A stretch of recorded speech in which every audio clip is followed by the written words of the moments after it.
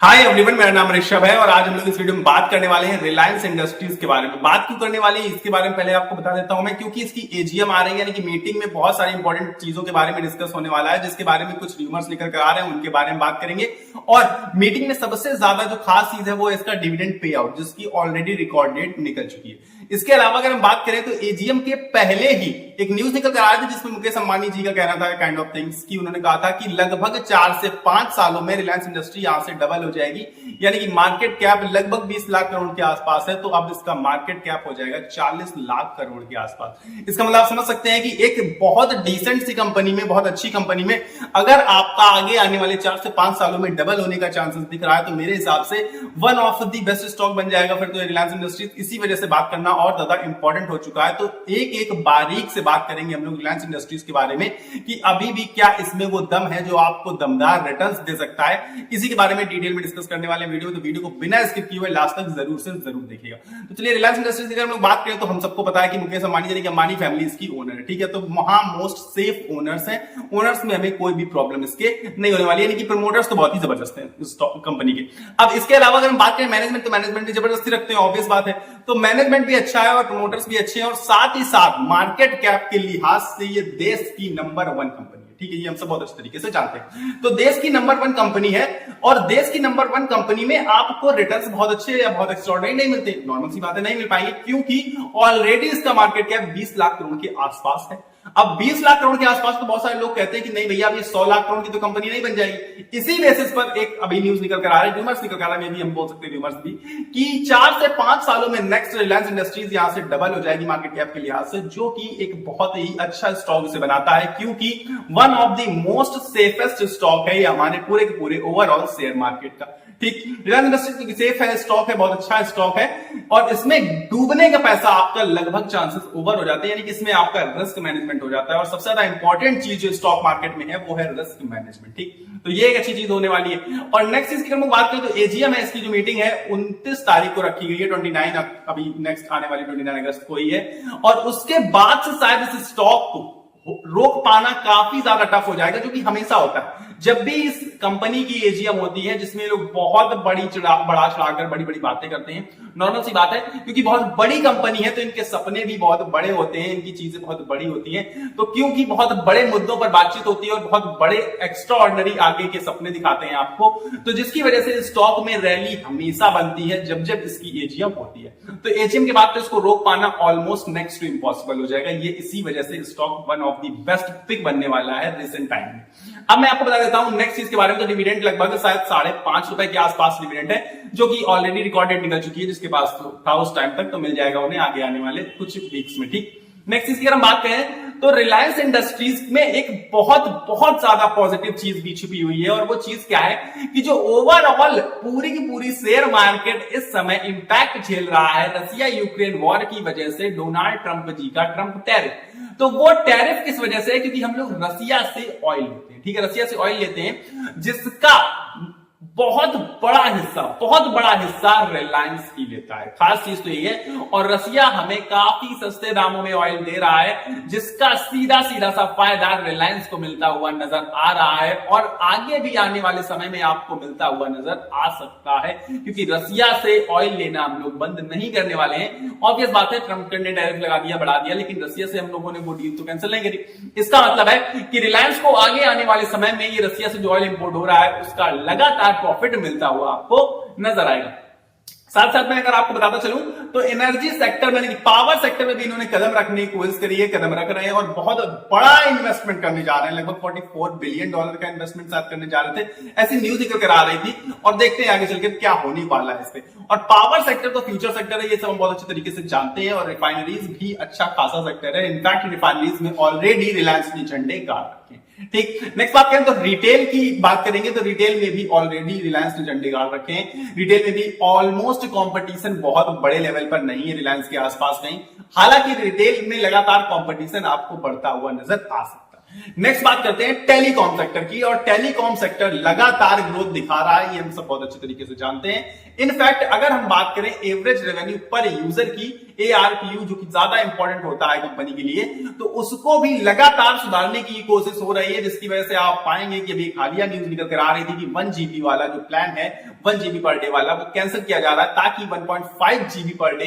का रिचार्ज कराना कंपलसरी हो जाए। और ये ना केवल जियो बल्कि एयरटेल भी करने की कोशिश कर रहा है। ओवरऑल अगर मैं आपको बात बताऊं तो रेवेन्यू और प्रॉफिट दोनों ही जबरदस्त तरीके से इंक्रीज करने की तरफ देख रही है कंपनी, जो कि एक पर्सनली मैं मानता हूं कि बहुत ज्यादा अच्छी चीज है। नेक्स्ट मैं आपको बताता हूं कि अभी हाल फिलहाल आगे आने वाले हो सकता है 1 से 2 सालों में जियो का जो टेलीकॉम सेक्टर का जियो है उसका आपको आईपीओ आते हुए नजर आ सकता है, जिसका इंपैक्ट भी आपको अगेन रिलायंस इंडस्ट्रीज में देखने को मिलेगा, क्योंकि ये उसी का हिस्सा है। इनफैक्ट जिसके पास भी रिलायंस होगा तो उसको ऑटोमेटिकली एक शेयर होल्डर कोटा भी मिल जाएगा, तो ये बहुत अच्छी चीज है। तो रिलायंस को रोक पाना बहुत मुश्किल हो रहा है, इसलिए आप देखेंगे कि रिलायंस ने काफी लो लेवल से बहुत अच्छी और बहुत शानदार रिकवरी दिखाई है। और अगर हम इसके करंट प्राइस की बात करें तो इसका करंट प्राइस चल रहा है 1409 या 1410 के आसपास, ठीक। तो 1410 रुपए में ये स्टॉक बुरा है क्या, यही मैं आपको बताना चाहता हूं। तो पर्सनली मैं कहूंगा कि एक तो एजीएम की मीटिंग भी आ रही थी, और नेक्स्ट चीज है कि डिविडेंड पे आउट हो चुका है, काफी अच्छा प्रोसेस चलने वाला है। और क्योंकि रसिया से ऑयल ले रहे हैं और रसिया से ऑयल लेने की वजह से ट्रंप का डायरेक्ट लगा हुआ है बहुत बड़ा चढ़ाकर, जिसका इंपैक्ट भी आप पाएंगे कि रिलायंस पर नेग्लिजिबल है, ऑलमोस्ट ना के बराबर है। और इनफैक्ट सबसे ज्यादा बेनिफिट जो रसियन ऑयल से हो रहा है वो भी किसको हो रहा है, रिलायंस इंडस्ट्रीज को हो रहा है। तो ओवरऑल आप पाएंगे कि जो भी चीजें चाहते हैं उनके सम्मानी जी वो तो उनके हक में हो ही जाती हैं। और ओवरऑल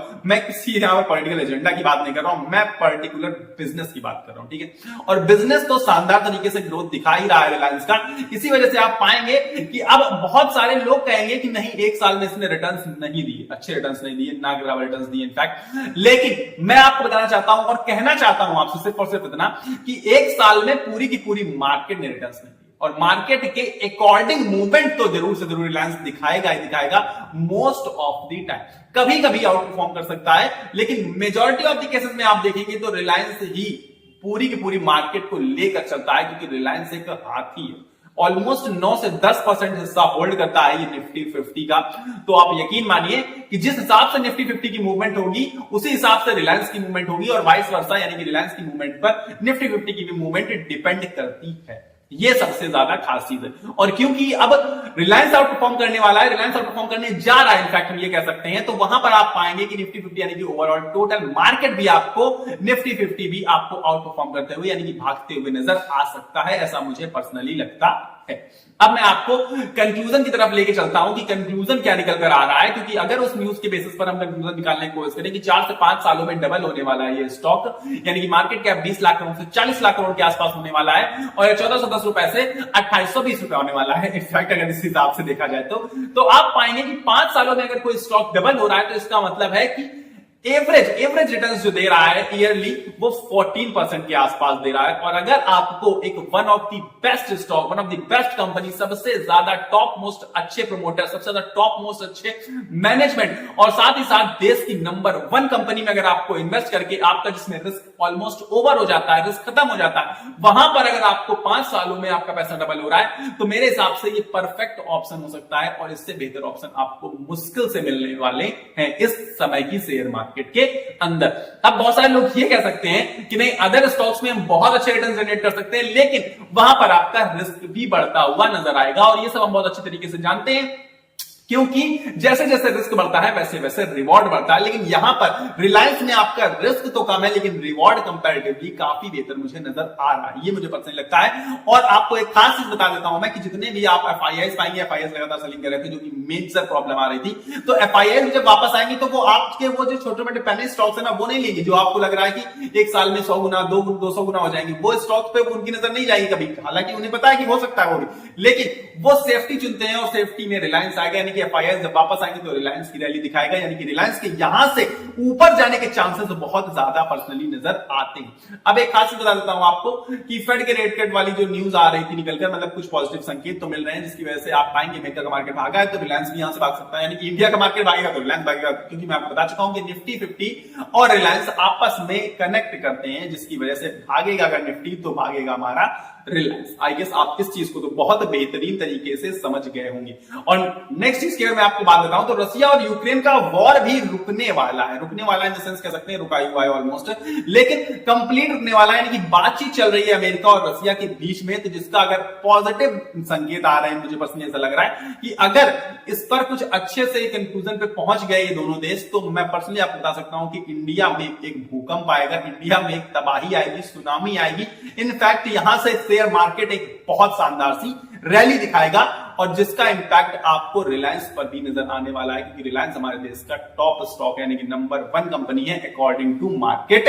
कैप। तो आई गेस आप इस चीज को बहुत बेहतरीन तरीके से समझ गए होंगे कि अगर आप पर्सनली सेफ स्टॉक चुनना चाहते हैं जिसमें आपका पैसा डूबे नहीं और अच्छी कंपनी भी हो, तो रिलायंस से बेहतर ऑप्शन या रिलायंस से बेहतर अपॉर्चुनिटी इस समय लिहाजा मार्केट में पर्सनली मुझे नजर नहीं आती है। एंड एट टाइम मैं आपसे इतना कहना चाहता हूं कि ये वीडियो सिर्फ एजुकेशनल पर्पस के लिए था, इसमें आपको बाय या सेल रिकमेंडेशन बिल्कुल भी नहीं है। तो अगर आप अपना कोई लास्ट डिसीजन ले रहे हैं तो अपने एनालिसिस के बेसिस पर या फिर अपने फाइनेंशियल एडवाइजर से पूछ कर ही लीजिएगा। फिलहाल मिलेंगे वीडियो में, लेकिन उससे पहले आपको बिना लाइक के वीडियो कहीं जाना है, वीडियो को लाइक जरूर से जरूर कर दिया करिए मेरी मेहनत के लिए। और साथ ही साथ अगर आप रेगुलर बेसिस पर शेयर मार्केट रिलेटेड वीडियोस मेरे द्वारा चाहते हैं तो नीचे सब्सक्राइब का बटन आ रहा होगा, उसको दबाकर मेरे साथ जुड़ जाइएगा। मिलेंगे अगली वीडियो में, तब तक के लिए आप सभी को अपनी सेहत का ख्याल रखना है, स्वस्थ रहिए, मस्त रहिए, नमस्कार, धन्यवाद।